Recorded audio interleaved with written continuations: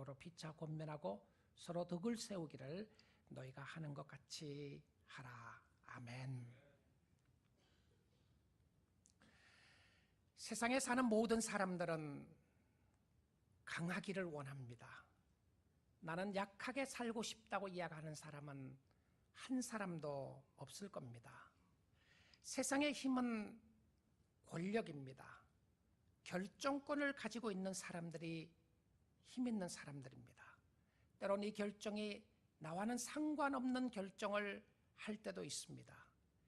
이들에게는 컨트롤 파워를 가지고 있습니다. 또한 세상의 힘은 물질입니다. 원하는 것을 가질 수 있는 힘이 있습니다. 그래서 돈은 buying 파워를 가지고 있습니다. 성경은 성도들도 이 세상에 살면서 강하기를 원합니다. 강하기를 원하는 것은 강한 힘을 가지고 약한 자들을 짓누르라고 하신 것이 아니었습니다. 강한 힘을 가지고 마귀의 괴계를 이길 수가 있고 하나님 안에서 든든히 설 수가 있기 때문에 그렇습니다.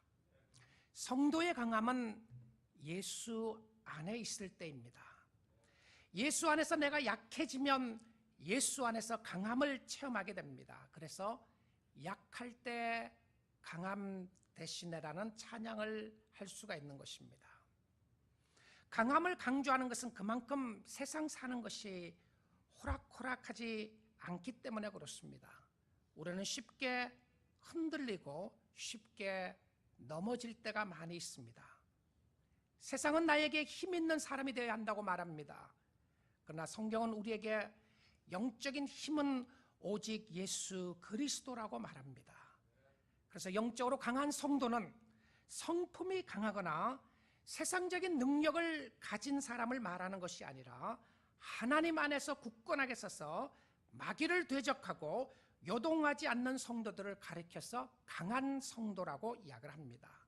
세상을 이기기 위하여 강하고 담대해야 합니다. 그래야 살 수가 있습니다. 사도 바울은 데살로니가 교회 성도들에게 편지를 쓰면서 그들이 영적으로 강하기를 원했어요. 영적으로 흔들리지 않고 하나님 앞에 서 있기를 원했는데요, 믿음을 흔들고 하나님으로부터 멀어지게 하는 세력으로부터 강하게 서 있기를 원합니다. 어떻게 하면 내가 영적으로 강할 수 있을까요? 여러분 자신을 바라보면서 올 한 해 동안에 나는 참 약했다, 나는 쉽게 넘어졌다, 나는 쉽게 쓰러졌다 하는 부분들이 아마 있을 겁니다. 우리의 믿음이 흔들리는 때도 있었고요, 그러지 말아야지 하고 서 있기를 원했음에도 불구하고 우리가 낙심되고 좌절될 때가 있었던 것을 보게 될 것입니다. 주 안에서 강하기 위하여 우리는 분별을 잘해야 합니다. 무슨 분별을 해야 하죠? 때와 시기를 분별해야 합니다. 자, 1절, 2절 본문 말씀을 봅니다. 형제들아, 때와 시기에 관하여는 너희에게 쓸 것이 없음은 주의 날이 밤에 도둑같이 이룰 줄을 너희 자신이 자세히 알기 때문이라. 그러니까 예수님이 밤에 도둑이 오는 것처럼 경고하고 오는 것이 아니라 갑자기 오는 것인데 그 때와 그 시기를 성도들이 이미 알고 있다는 겁니다. 이게 무슨 말이죠? 예수님이 몇 월 며칠 언제 오신다는 걸 안다는 그 말인가요? 전혀 그렇지 않는 부분이었습니다. 우리가 믿음의 굳건히 서기 위해서는 때와 시기를 잘 알아야 하는데요, 우리가 특별히 성경적으로 시간을 이야기할 때에 우리는 두 단어가 있다는 것을 알고 있습니다. 하나는 크로노스라고 하는 단어입니다. 그것은 흘러가는 시간을 말했을 때 썼던 표현이었습니다. 2015년도도 많이 흘러갔구나, 지금 12월 달이 되었네, 12월 13일이 되었다, 오늘 주일이지, 이런 부분이 흘러가는 시간입니다. 그 다음에 또 하나는 시간이 있는데 그것은 카이로스라고 하는 단어입니다. 시즌, 어느 때인가를 구분할 때 썼던 단어였습니다. 지금은 추수할 때이다, 지금은 말세 때이다 라고 쓰는 표현이었죠. 근데 둘 다 하나님의 계획 속에 있고 둘 다 하나님의 다스림 속에 있는 하나님의 시간입니다. 크로노스는 그냥 흘러가는 시간이고 카이로스만 하나님의 시간이 아니라 크로노스나 카이로스가 다 하나님의 시간이에요. 우리는 하나님의 시간 속에 살고 있습니다. 내가 나이가 몇인가, 내가 몇 년 살았는가, 내가 지금 어느 때에 있는가, 다 하나님의 시간 속에 있는 사람들입니다. 어떤 경우는 이 시간을 돌이킬 수 없는 경우들이 있어요. 흘러가는 시간을 잡을 수 있는 때가 없을 때가 있습니다. 근데 성도는 이 두 가지가 매우 중요하게 보아야 하는데요, 바로 이 데살로니가전서 5장을 쓰면서 크로노스라는 말과 카이로스라는 말을 함께 동시에 바울이 쓰고 있습니다. 흘러가는 시간 속에 하나님의 시간을 분별하라는 겁니다. 여러분, 흘러가는 시간 속에 하나님의 시간을 분별한다는 의미가 무엇인가? 주님의 때를 알라는 겁니다. 그것을 The day of the Lord, the time of the Lord, 하나님의 시간, 하나님의 날에 관한 부분이었어요.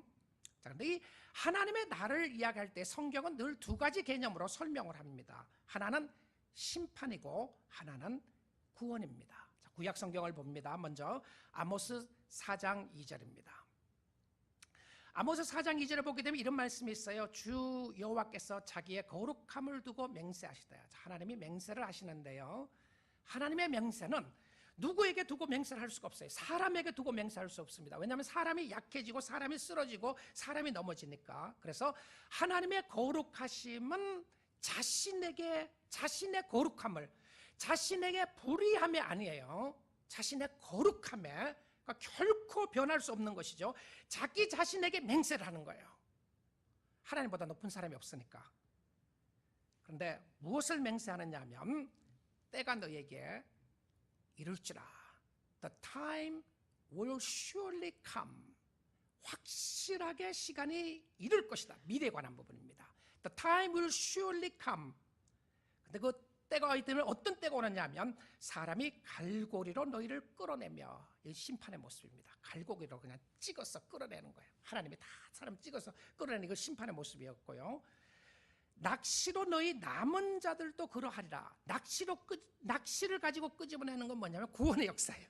하나님의 낚시를 다 던져놓고 하나님의 사람들을 낚아내는 모습입니다. 이 사람 낚는 어부에 관한 부분들에 나오는 것이죠. 자, 메시아가 오시게 되면 두 가지 일을 하게 되는데, 그 때에 일어나는 일들은 심판과 구원이었어요.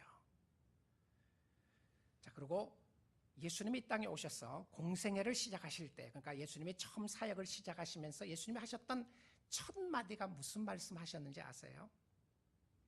예수님이 공생애 사역을 시작하시면서 첫 마디를 무슨 말씀을 하셨을까? 요한복음 1장입니다. 14절에요. 요한에 잡힌 후 예수께서 갈릴리에 오셔서 하나님의 복음을 전파하여 이르시되. 자, 복음 전파했다고 되어 있어요. 하나님 나라에 대한 하나님의 복음을 전파하여 이르시되 뭐라고 하셨느냐 하면, 때가 찼고, 여기 때가 찼다고 하는 표현이 The time has come입니다. surely come이었는데 반드시 시간이 올 거라고 그러는데 지금이 바로 그 시간이다, 이렇게 이야기했어요. 그럼 그 시간이 누구의 시간이었냐? 예수님의 시간이었어요. 근데 그 시간이 왔는데 하나님의 나라가 가까이 왔으니 회개하고 복음을 믿으라 하시더라. 이것이 예수님이 하셨던 공생의 첫 번째 말씀이었습니다. 때가 찼으니 The time has come. Kingdom of God is at hand. Therefore repent and believe the gospel. 이 표현이었어요. 회개하고 복음을 믿으라. 여러분 한번 생각해 보십시오. 왜 천국이 왔는데 기뻐해야 되는 상황에서 왜 회개를 해야 되죠? 여러분, 기쁨은, 성도들의 기쁨은 회개를 통하여 오는 복음의 역사였습니다. 근데 지금은 회개를 통해서 복음의 기쁨을 바라볼 때였어요. 그런데 여기 때에 대한 부분을 했을 때에 카이로스라고 하는 단어를 썼습니다. 자, 하나님의 때가 왔는데 그때는, 지금은 복음을 믿을 때라는 거예요. 자, 여러분 삶 속에 지혜가 필요한데요, 내가 지금 살고 있는 때가 어느 때인가 한번 생각해 보십시오. 내가 지금 살고 있는 때가 어느 때인가. 여러분 연령도 생각해 보시고요. 나는 지금 60대인가 70대인가 20대인가 30대인가 40대인가 50대인가. 나는 지금 어디에 살고 있는가? 미국에 살고 있는가? 나는 지금 무슨 일을 하고 있는가? 나는 지금 아픈가? 나는 지금 슬픈가? 나는 기쁜가? 여러 가지 때를 보는 거예요. 나는 지금 어느 때에 살고 있는가? 여러분 감사할 수 있는 때인가요? 어떤 때입니까? 어떤 사람이 이렇게 표현할 수 있어요. 목사님, 지금 나의 삶은, 지금의 때는 나에게 최악의 때입니다. 지금 나에게 가장 슬픈 때입니다. 지금 나에게 가장 힘든 때입니다. 2015년은 나에게 가장 힘들고 어려운 때였습니다. 아마 그렇게 고백하는 사람도 있을 거라고 생각이 듭니다. 어떤 사람은 지금은 기쁜 때입니다. 하나님 정말 감사해요. 왜 이렇게 기쁜지 모르겠어요. 왜 이렇게 감사한지 모르겠어요. 지금은 너무 기쁜 때고 감사할 때입니다. 아마 그런 사람도 있을 것입니다. 그런데 이 모든 것이 하나님의 시간 속에 포함되어 있다는 사실입니다. 내가 살아나가는 이 시간이 내가 흘러가는 시간만이 아니고 하나님의 시즌 속에, 하나님의 때 속에 있는데, 이 때와 이 기회를 내가 어떻게 활용할 것인가가 매우 중요합니다. 자, 그런데 하나님이 이야기하신 하나님의 때에 성도들에게 향한 하나님의 때는 무엇이었냐면, 여러분이 믿음으로 주님을 의지하고 신뢰하기만 하면 지금 이때는 기쁨의 때인 줄 믿습니다. 감사할 수 있는 때예요. 아니, 지금 내가 감사할 수 있는 때가 아니라니까요. 목사님 그것도 모르세요. 내가 얼마나 힘든 때인데요. 그런데 성경은 뭐라고 그러냐면요, 믿음으로 감사할 수 있다는 거예요. 범사에 감사하고 항상 기뻐하고 쉬지 말고 기도할 수 있는 때예요. 그럼 나는 지금 기도 못하겠어요. 기도할 수 없는 때예요. 나는 기뻐할 수 없어요. 아니에요. 그리스도 안에 있는 자에게 주시는 축복의 모습의 때는 어떤 때이냐면, 여러분이 있는 위치와 환경과 상황 속에서 오늘 하나님을 섬길 수 있고 하나님을 의지할 수 있는 때인 줄 믿습니다. 그런데 이런 때가 되면 슬픔이 변하여 기쁨이 되는 때입니다. 이사야 61장 말씀입니다. 1절이에요. 주 여호와의 영이 내게 내리셨으니까, 성령의 역사로 말미암아 지금 이 메시아를 통해서 나타나는 사역을 설명하기 위해서 하는 겁니다. 예수님이 오시면 하나님의 영이 그에게 임하셔서 어떤 역사가 일어나는가? 이는 여호와께서 내게 기름을 부으사 가난한 자에게 아름다운 소식을 전하게 하려 하심이라. 나를 보내사 마음이 상한 자를 고치며 포로된 자에게 자유를, 갇힌 자에게 노임을 선포하며. 그리스도의 사역이죠. 그렇죠? 이제 구약 이사야서에서 예언한 메시아의 사역을 예언한 것입니다. 여호와의 은혜의 해, the year of God's grace, year of God's blessings, 하나님의 은혜의 때입니다. 자, 하나님의 은혜의 때가 있게 되면 어떤 때인가? 자, 지금 예수 그리스도가 오셔서 지금이 은혜의 때인데요, 우리 하나님의 보복의 날을 선포하여, 그러니까 죄악 가운데 있었던 악에 대한 보복을 하나님이 선언하는 거예요. 그럼 보복을 선언하게 되면 어떤 역사가 있게 되는가? 모든 슬픈 자를 위로하되, 3절입니다. 무릇 시온에서 슬퍼하는 자에게 화관을 주어. 이 화관은 영광의 면류관과 같은 것입니다. 승리자에게 주는 모습을 설명했는데요, 그 죄를 대신하며 기쁨의 기름으로 그 슬픔을 대신하며 찬송의 옷으로 그 근심을 대신하시고, 그들이 의의 나무 곧 여호와께서 심으신 그 영광을 나타낼 자라 일컬음을 받게 하려 하심이라. 여러분 다시 한번 보십시오. 하나님의 때에 사는 사람들에게 주시는 축복이 무엇이었냐면, 슬픔이 변하여 기쁨이 되고 찬송이 일어나게 되고 근심을 변해서 정말 주를 바라볼 수 있는 역사가 일어나는데, 왜 그러냐면 여호와께서 심으신 그 영광을 나타낼 자라. 누구였습니까? 성도들이었어요. 성도들의 심령 속에 하나님의 영광으로 심어주시는데, 메시아를 통하여 주시는 하나님의 축복의 역사였습니다. 지금이 어느 때라고요? 은혜의 때입니다. 이 말은 하나님 앞에 기뻐하고 감사하고 하나님을 찬양할 수 있는 때예요.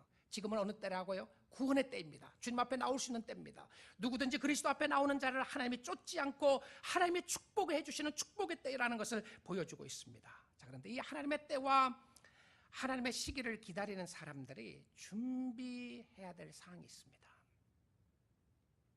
내가 예수를 믿었어요. 예수를 끝까지 잘 믿기 위하여, 내가 정말 주님 앞에 믿음으로 바로 서기 위해서, 내가 강하게 주의 말씀으로 서 있기 위해서 내가 준비를 했는데, 뭘 준비할 것인가? 여러분, 세상에 영원한 것 아무것도 없습니다. 여러분 죽을 때 돈 가지고 못 가는 거 아시잖아요. 여러분 죽을 때에 사랑하는 아내, 사랑하는 남편 손잡고 못 가는 거 아시죠? 여러분 죽을 때 여러분의 명예 가지고 가지 못하는 것 아시지 않습니까? 아무리 건강해도 죽으면 건강한 몸은 결과적으로 썩게 돼 있는 거 여러분 아십니다. 그런데 이 땅에 살아나가는 동안에 우리의 삶 속에 영적으로 준비해야 될 것이 있어요. 무엇을 준비해야 될 것인가? 하나님의 때를 기다린 사람들에게 내가 오늘 지금 바로 서기 위해서 준비해야 될 것은 무엇인가? 8절 말씀입니다. 본문 8절이에요. 우리는 낮에 속하였으니, 그러니까 예수 믿는 사람을 밤에 속한 사람이 아니라 낮에 속했다고 그랬어요. 속하였으니 정신을 차리고 믿음과 사랑에 호심경을 붙이고 구원의 투구를 쓰자. 자, 여러분 준비해야 될 준비물 3가지가 있습니다. 요거 잘 준비하시고 지금도 준비하셔야 돼요. 요거 잘 가지고 계셔야 됩니다. 첫 번째 뭐냐? 정신 차리는 겁니다.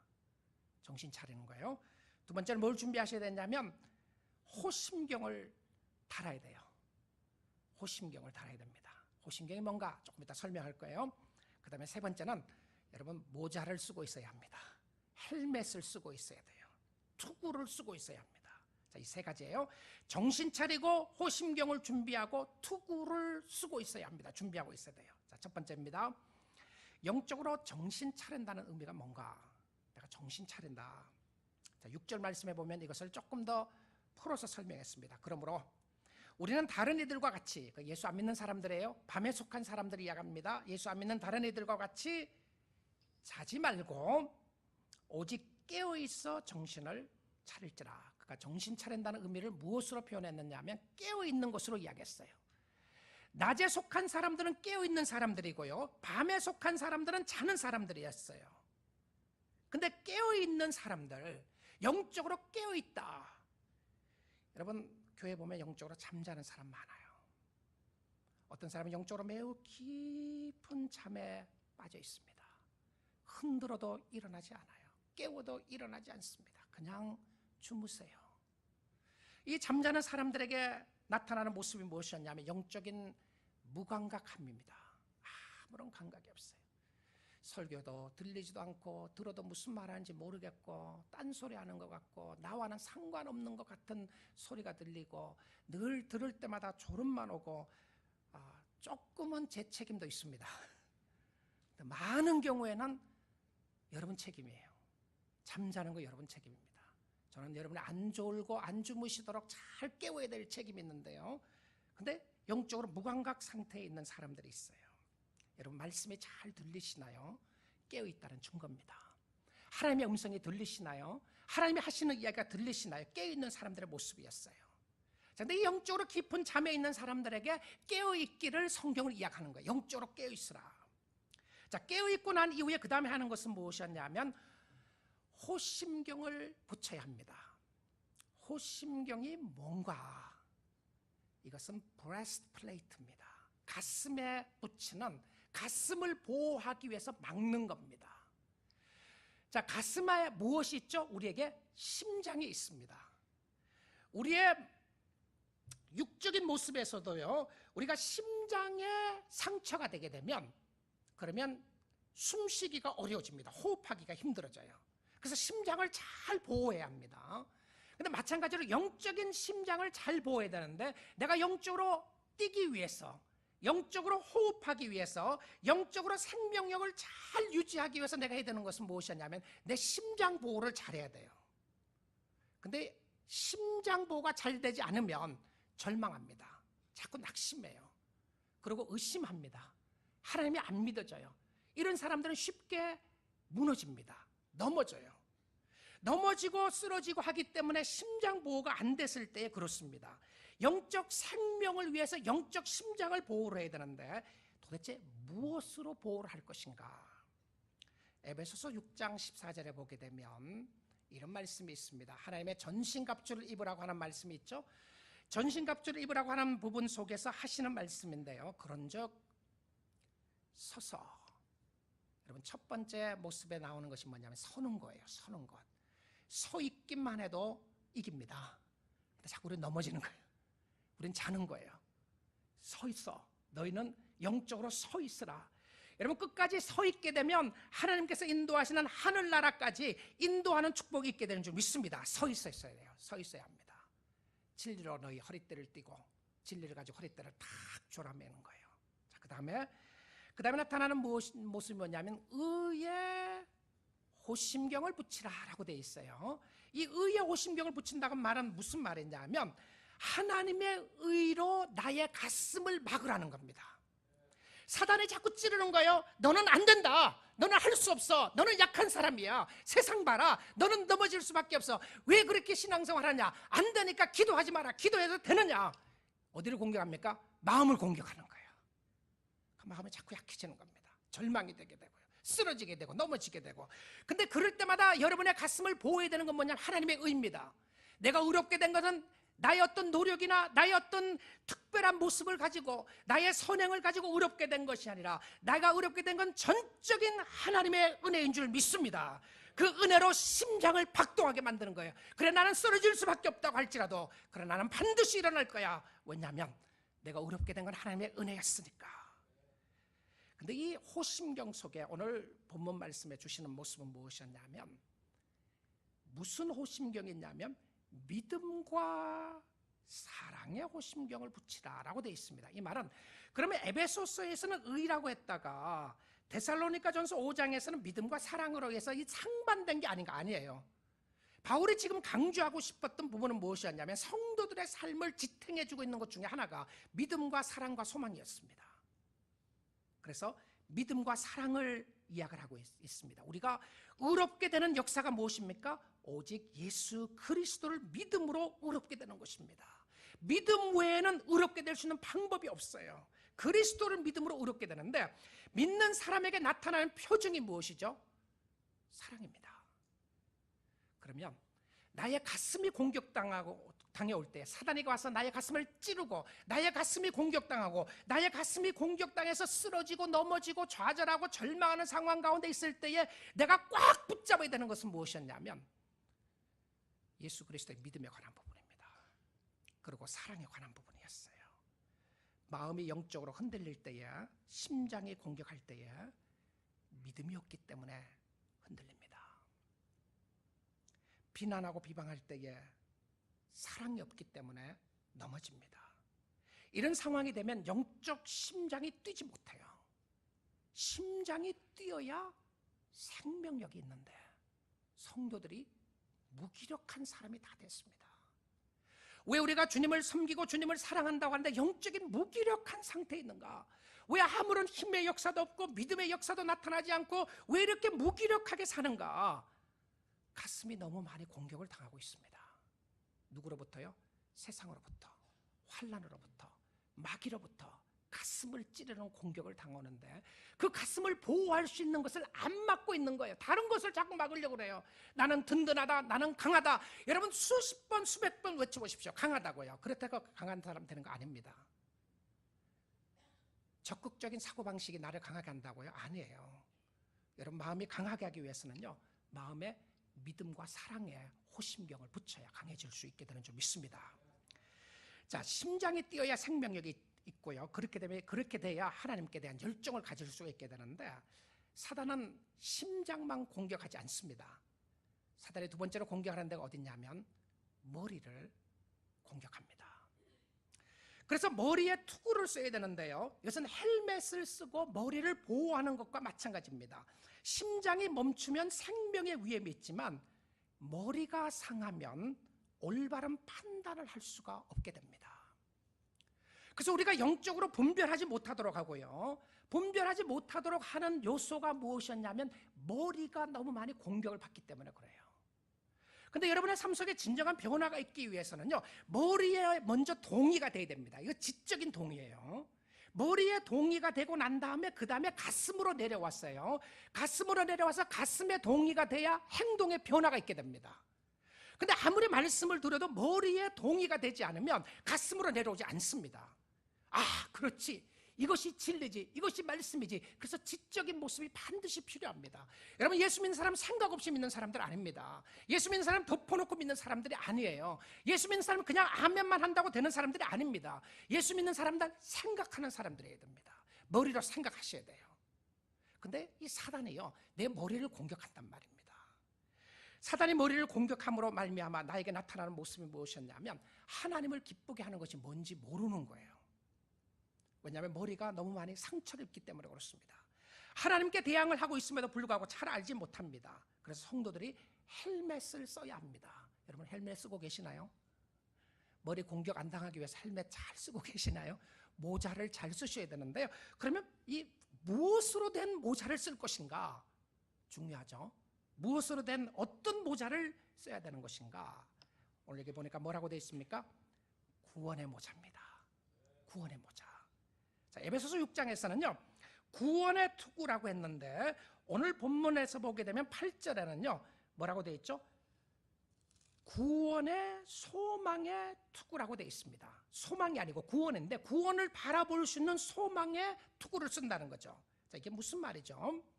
내가 오늘 구원의 투구를 쓰고 있다는 의미가 무엇을 이야기해주고 있는가? 자, 여러분의 머리가 공격당합니다.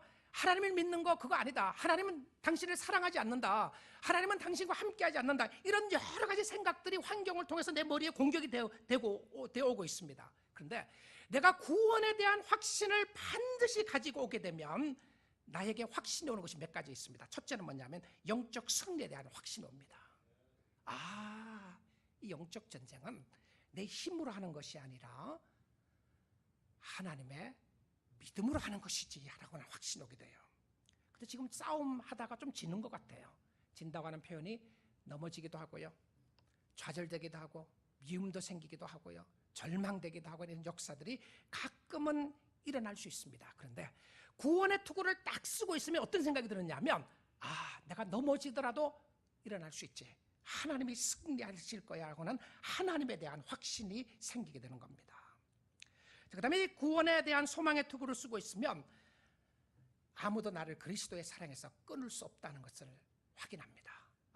내가 구원을 얻게 된 것은 전적인 하나님의 은혜였는데 그 은혜는 내가 하나님의 사랑에서 끊을 수 없지.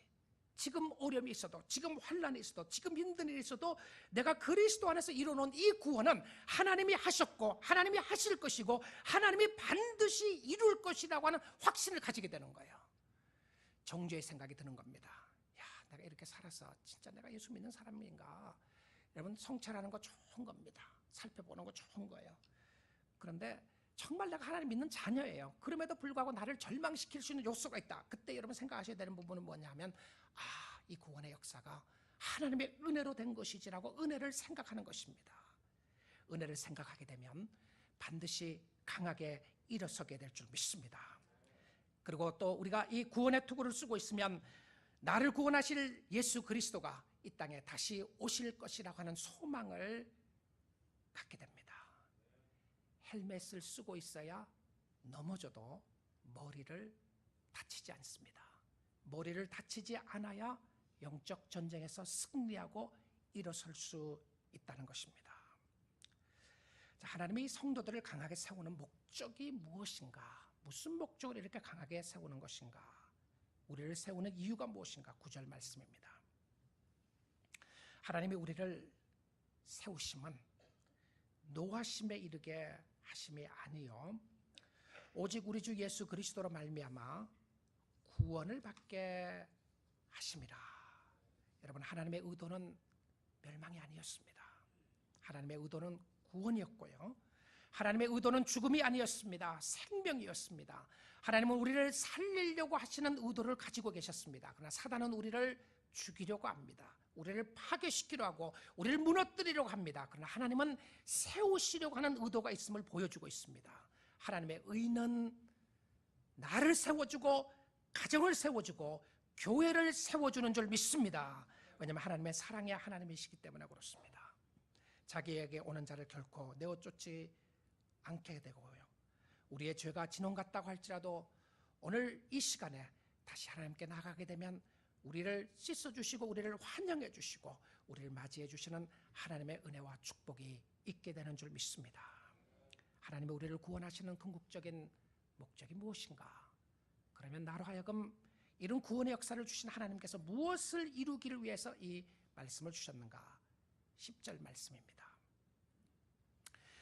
예수께서 우리를 위하여 죽으사 우리로 하여금 깨어있던지 자든지, 깨어있다고 하는 사람은 누구냐면 지금 살아있는, 예수 안에 있는 살아있는 사람들이고요, 잔다고 하는 사람들은 누구냐면 예수 안에서 죽은 사람들을 표현하는 것입니다. 이것은 그 전에 이야기했던 빛이 아닌 사람들, 빛 가운데 있는 어두운 사람들이 자는 모습을 이야기한 것이 아니고요, 여기서 잔다고 하는 표현 속에는 죽은 자들을 자는 자라고 표현했던 모습이었습니다.